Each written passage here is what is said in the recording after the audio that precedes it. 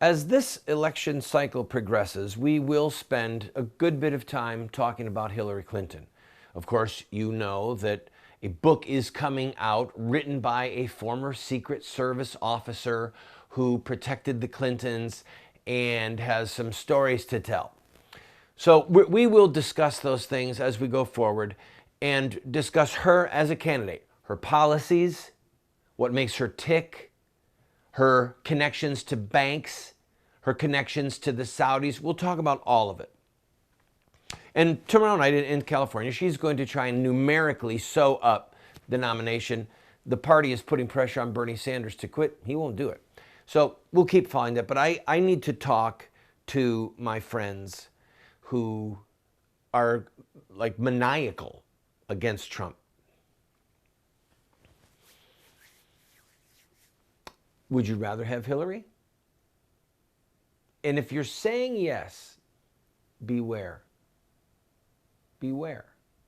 Would you destroy everything that you love in order to stop what you hate?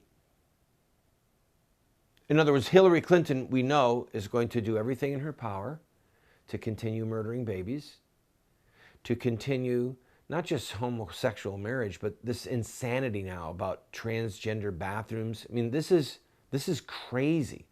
This is gutter, sewer.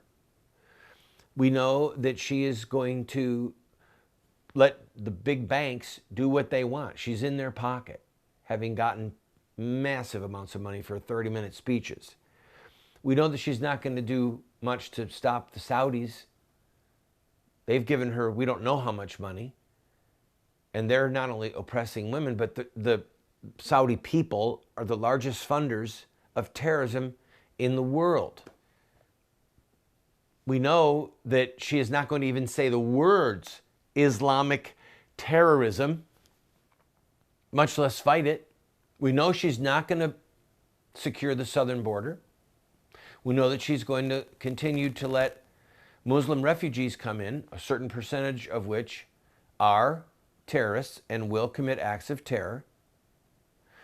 So when you look at what Hillary will bring, because she has said that she's going to bring it, at the end of the day, we have a choice. There's only going to be one of two people as president in this country. It's either going to be Hillary or it's going to be Trump. That's it. Now, before I go any further, I want to acknowledge that there is an ethical element for many people.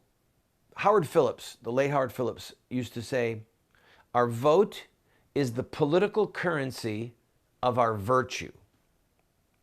Our vote is the political currency of our virtue. And he would say the lesser of two evils is still evil. So I understand that there are people watching this program who will not vote for Donald Trump because of ethical convictions. They don't trust Trump's conversion to pro-life. They don't trust Trump's conversion regarding marriage. They don't trust Trump's conversion regarding the Second Amendment. They think he's arrogant. They think he's a philanderer, and on and on. They don't want, like the fact that he's got 3 marriages. So there are people watching this program who refuse to vote for Trump because of who he was. They don't trust any of his changes in position and policy, and they would therefore, they're not going to vote for him. I get that. But I want to talk to you about big picture and little picture.